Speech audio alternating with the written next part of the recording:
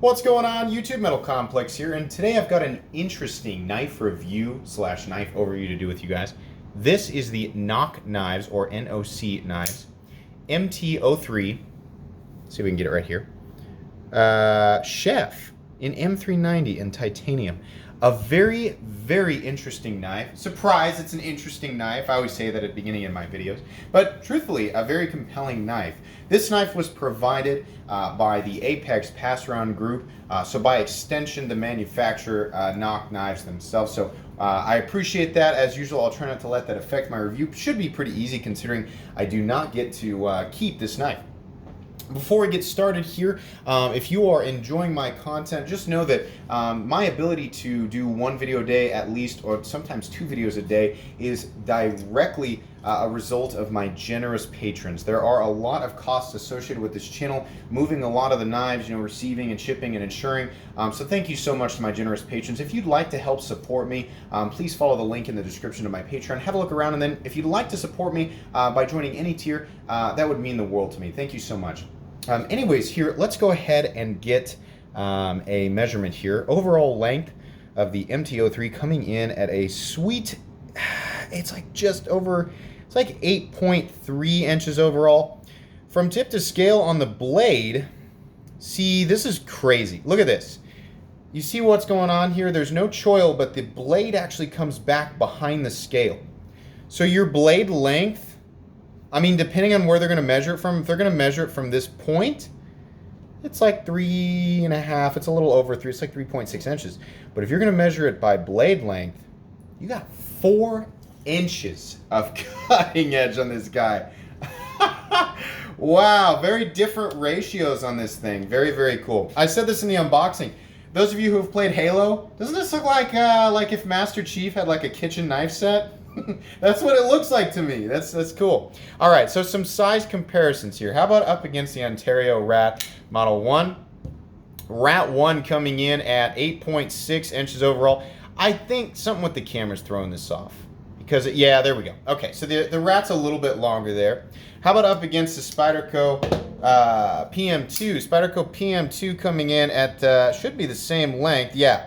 About 8.3 inches overall, if I've measured correctly. Those two are about the same length, so good size comparison there. How about up against the Benchmade Griptilian, or in this case, the Ritter Hogue?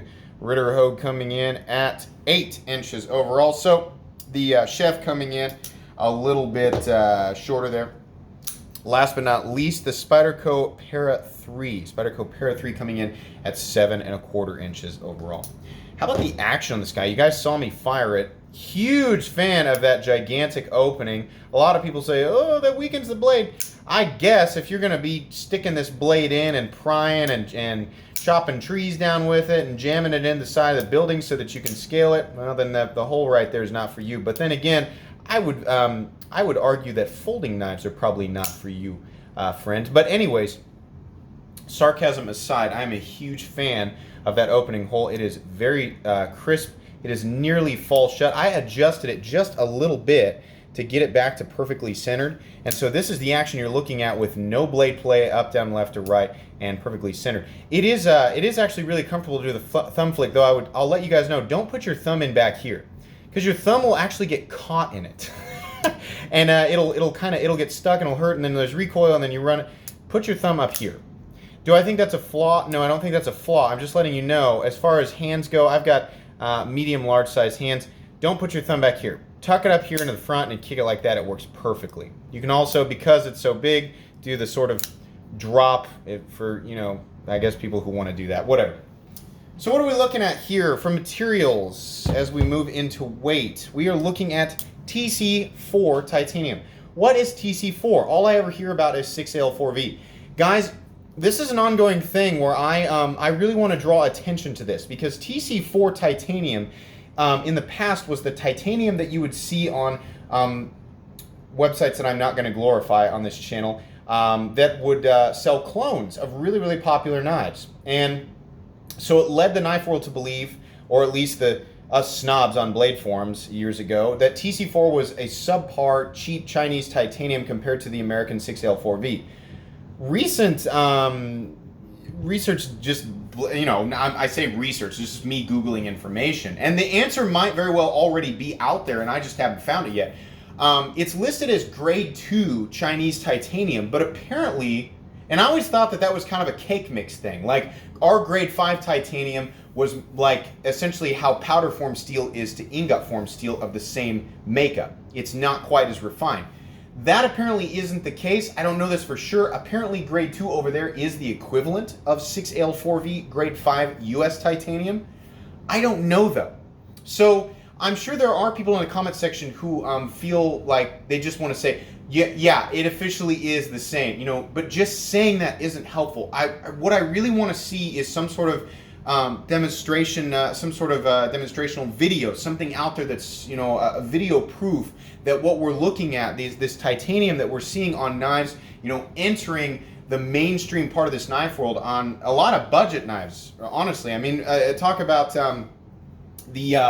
what is this one here? The Tucson TS49, a $60 to $70 titanium frame lock using TC4. To me, we're going to see those knives come into the budget world. We're going to start seeing more and more and more TC4 titanium. I want to know if it's really the same thing, because if it is, that's great. A lot of people are going to get their hands on these less expensive, ultra high-end titanium frame locks for less and less and less money, and it's probably going to change how the high-end knife, high-end production knife world, and even mid-techs and custom is probably going to change maybe a little bit. I don't know. What I want to know is, or what I want to see is definitive proof that they are exactly the same thing, not just a comment explaining it. I hope that there's a video out there. I know I kind of went on a little ramble there. I don't dislike TC4 titanium. I've never actually seen anything, you know, that shows definitive evidence that it is anything less in terms of quality than 6L4V. I just wanted to kind of let people know exactly what my thoughts were on that. So anyways, God, my scale was like, oh my gosh, he's talking for so long, I'm going to time out. Weight on this guy, actually a surprising 4 ounces. So these aren't milled. These are not milled titanium scales. We're actually looking at almost exactly an ounce an inch on a 4 ounce knife. I think that might be the first time I've ever seen ratios like that. I wouldn't call this an ultra lightweight knife, but it's certainly not an ultra heavyweight knife either. It's right on that 4 ounce mark. It's got a 4-inch cutting edge, even if a little bit of the frame is actually in the cutting path, though it's at that angle. Very, very cool. I like that a lot. So anyways, for the blade steel, we're looking at M390. Now, I do believe that it's M390. I know there are some other channels out there who test this stuff, so if this one's out there, you'll just have to take a look at some of those other channels. M390, I believe, is optimally heat treated to 60, 61, 62 Rockwell hardness to get it optimal performance. I have no idea if this is heat treated correctly. I don't know a lot about NOC knives other than they are manufactured in China. But let's go ahead and take a look at the anatomy here. What we have is a sort of sheep's foot style blade, very similar to a kitchen knife, which I imagine is exactly where the chef name comes from. For the stock thickness up here, get my calipers out that I have cut most of the tape off of. Let's make sure we're completely zeroed out. Stretch and come down here and grab. Yeah, I would say it's probably about 130 thousandths, which, as you could imagine, dropping down to the cutting edge, because we are looking at a fully flat ground blade, much in the, you know, in a traditional chef's knife sense. Yeah, this is a laser beam down here. It gets very, very thin behind the edge. This is a very performance-oriented blade. For EDC tasks, cutting open boxes, packages, you know, just doing regular cutting tasks is going to be great. I think for actual food prep, the big benefit here is you can actually lay the blade all the way down on the surface. You don't have any flipper tabs or anything else getting in the way there, so it actually could function that way. You are going to get food and stuff caught in here. That's just what's going to happen, but this isn't hard to clean out. Look how nicely that's been chamfered, right? Just run a paper towel through there or whatever. That's going to be just fine. Chamfering all the way around is actually very impressive. Everything has been nicely rounded off. Look at the tumbling on this. Really nice, light, slightly reflective finish on there. Really, really nice blade. I like that a lot. The edge is consistent. It's not wonky. Everything on this knife screams precision. You do have a tip that gets pretty thin, but because of this blade style, you end up with quite a bit of material this way behind the tip versus the exact same dimensions in a drop point blade. So it's okay. This isn't going to be a hard use knife, guys. This isn't going to be a knife that I would take out, you know, camping and use like a bushcraft knife. You know, I would use an actual bushcraft knife, fixed blade, if I was going to do that. But yeah, the tip is going to be delicate. This is definitely going to be geared more towards cutting performance than anything else. Moving down to the frame here, we have nicely chamfered blackened titanium with a very futuristic look. Kind of looks like the side of a spaceship. It's really nice. I know just from a little bit of online research that these come in a somewhat of a variety of different flavors. I've seen all stonewashed. I've seen blue with some bronze. You know, there's different flavors out there. I don't know that all the colors are widely available. This knife will have an Amazon affiliate link down in the description, so if you decide you do want to purchase this for yourself, you can use my link and support the channel. I believe the link that I'm going to leave is just the all tumbled one, so it won't have this black frame. If I have more links in the future, I'll leave them. There is a T8 Torx head screw right there. I don't know if inside the pivot barrel it's D-shaped. It might be free spinning. We have a Torx Torx bit on both sides. Stop pin back here, you can see it's a little bit rounded off, so there's nice amount of contact there. I will say it's, can you hear that? The stop pin rattles a little bit. It's not like it's going to come out. You can hear it right there. It's just rattling just a little bit. That doesn't cause any sort of functional disadvantage. I don't know if it's going to be on every single one of these. It is on this one. I've heard that before, and to be honest with you guys, I'm going to be really honest here, just so you know, I'm a gigantic Hinderer fan. I used to have some Gen 4 XM18s where the stop pin rattled a little bit. Now, it doesn't do that anymore in my newer ones, but I've heard that before. I'm hesitant to call it a tolerance issue because it doesn't create any sort of functional disadvantage, but I know the type of people who purchase knives like this because I am one of them. It might bug some of you. So I'm going to say it might be an issue on some. It probably won't be an issue on every single one of them. Moving on here, like I said, a nice tumbled sort of acid washed finish on the titanium. Every last little line here is nicely chamfered, even way up close. None of these edges are sharp. They are all precision milled, very nicely rounded off. There are no sharp edges on this knife whatsoever. I really enjoy the milling lines on machined titanium, so that is very, very pleasant to look at. We do have all these little screws that I don't know. I have no idea what purpose that screw serves. No idea. It just goes right through the titanium. I guess it's just an aesthetic screw. I've never seen that before. It's not holding anything in. It's just a screw that goes into the titanium. That's weird.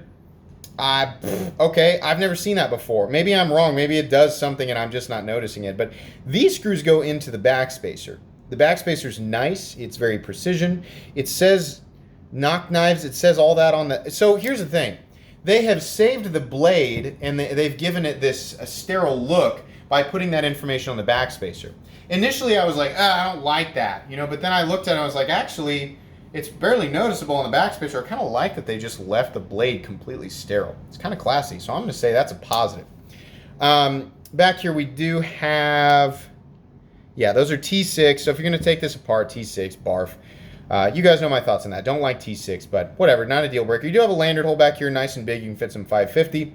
You have a skinny little pocket clip, but it goes along with the design of the knife. And honestly, it's pretty easy to get in and out of the pants. It's gonna fight you a little bit. It's a little bit pokey, no big deal. You do have a steel lock bar insert that doubles as the over travel stop. That geometry's I was gonna call it steep. I don't think so. I think it actually is cut the right way. There is no blade play up, down, left, or right. I don't feel like there's any trouble, any issues with, you know, feeling like it's going to disengage. And like I said, I got it back to perfectly centered, but this has been played with by a lot of people in the past round group. So I don't have any sort of issue with that. I will point out this one seems to have, see if I can capture it. See that movement right there? Click, click, click, click, click, click, click, click. The blade moving up and down. That's Detent Latch. I don't like that. Let me get an example of another knife that's right around the same price range. PMP Revenge. Actually, kind of, in a lot of ways, is kind of a similar knife. right? The PMP Revenge, also a titanium frame lock, M390. When I pull up on this, it doesn't move at all. When it breaks the detent, it breaks completely away from it. It's not moving around in there. The ball is not moving around in the hole. Is that a problem? No, this is pretty minor as far as detent lash goes. I wouldn't even call it detent lash. Detent lash to me is when the blade freely moves around and rattles as a result of the detent hole being cut slightly larger than the detent ball, so it moves around and there's not enough tension to hold it in place. This only moves around when I pull on it. So when I shake it, it doesn't rattle. You guys know my story about the 0393 that I paid a lot, or the 0392 ZT Hinder factory custom with the green and black. It was yeah. I got one of those and it was pristine, but it had severe detent lash, and I hate detent lash. Hate it. That puts such a sour taste in my mouth. This doesn't have detent lash. It just wiggles around a little bit. Again, I don't know if they're all going to be like that, but this one has it. It doesn't cause a problem with deployment. It also doesn't cause a problem with the blade wanting to swing out. You can see that there's plenty, the detent is plenty good to hold the blade in place. Fine. No issues there whatsoever. The ergonomic experience that I have is absolutely fantastic. This is a great example of a knife that you can choke up on, make full use of a blade that is 4 inches in terms of cutting edge without the need for a forward choil. It's kind of like what the Shaman's doing, except that the blade is not, you see what's happening here? You don't need this choil. The the overall length is about the same, but you don't need the choil because the blade comes all the way back to here. Now you do have to cut, if you're doing a push cut into a box or something, you do have to kind of go at an angle so you don't run it into the frame, but no big deal. That's excellent. That is the best part about this knife. How about carry profile, since we have such a tall blade to make that work? Well, up against the Spyderco PM2 and Para 3, two very popular knives that in my opinion don't have the best carry profile, but people don't seem to have a problem carrying them, right? We're looking at roughly the same thing. How about thickness here? Yep. About the same in terms of thickness. So yeah, there's nothing wrong with the carry profile. It's actually very easy to carry, and at 4 ounces, I'm not going to shy away from that. You know, guys, this is an excellent knife. This sort of chef style actually does make a really good EDC cutting tool. It's lightweight, it's easy to deploy, it's going to be convenient, it's going to be performance oriented. It looks like it wouldn't have that ergonomic of a shape, but you know, the handle isn't anything ultra complicated, but it is easy to hang on to. And the blade actually kind of works as a finger guard because it drops so low. Technically, you do run the risk of running your finger up on the edge. Not that bad though. I can't touch the blade inside here, can't touch the tip, there's just not a lot to complain about. At first glance, it looked like, and I was like, yeah, it looks cool, but I'm inevitably gonna find a bunch of flaws with it. I found some nitpicky stuff, but not really that big of a deal. Here's the biggest flaw with it. I can't find this thing right now for anything less than about 230 to 250 bucks. I've heard that they used to be less. I've also heard that there was a little bit of controversy with NOC knives. I don't know about any of that. I'm not going to get into it. You can look up that stuff for yourself. This doesn't appear to be a direct clone of anything as far as I'm aware, though I could be wrong. $230 to $250 is not a price that I want to pay without knowing exactly what TC4 titanium is. It could be just fine. It could be the exact equivalent to it. But from what I've seen in the past being offered in TC4 titanium and M390, $230 to $250 makes me a little bit uncomfortable for a Chinese-made knife. If this knife was 180 bucks, I'd be recommending it all day, but it isn't. So there's a link down in the description, but you know, if you really want this knife, it seems to be made well. As far as the general stuff that I check for, it seems fine, but I just don't know enough about TC4 titanium to give a direct recommendation. Guys, that's going to be pretty much it for today's overview and review. If you've been enjoying my content, like I said, check out my Patreon. Check out the stuff in the description if you'd like to purchase yourself some EDC stuff that I use, some knife maintenance tools that I use, or any of your loved ones or people that you're trying to get into the EDC world or knife world this holiday season. It'll support my channel. If you enjoyed this video, please leave a like. If you'd like to check out my other content, I do of course have lots of videos of knives that are either expensive or inexpensive that I do or don't like, so check those out. And if you enjoy all my content, go ahead and click on this Metal Complex logo right here and subscribe because there's definitely more coming. Thanks again for watching, everybody, and have a great day.